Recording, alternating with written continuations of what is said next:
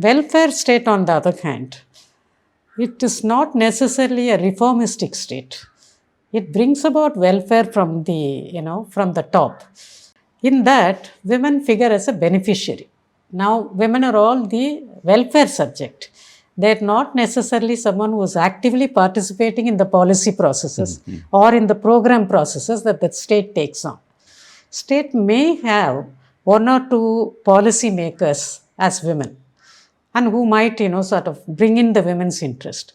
But by and large, what we see is a very homogeneous patriarchal state, which is the characteristic of Indian state, whether it is, federal state and the nature of federalism that we enjoy or whatever it is still a masculine state. Okay. And that sort of has a top-down process of welfareism, and where women figure as beneficiary. And when the state welfareism takes on, there is a possibility that a large number of male citizens feel disprivileged, that they have not got adequate privileges from the state. They feel that inequality in terms of state attention to welfareism of theirs.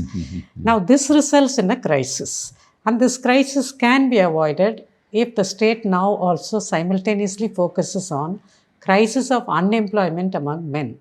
The reality is that liberalization has produced multiple crises among minorities, among youth, among particularly men also, not just women.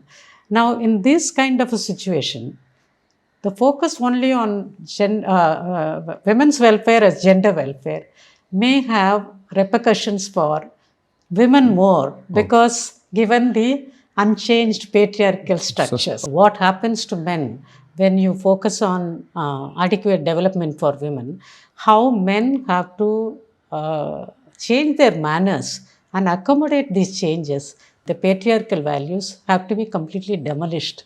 Okay. Without that, you cannot only address women's welfare without changing men's mindset. Is it possible? It is possible. It is immensely possible if you start your school curriculum onwards. How exactly men have to demasculinize.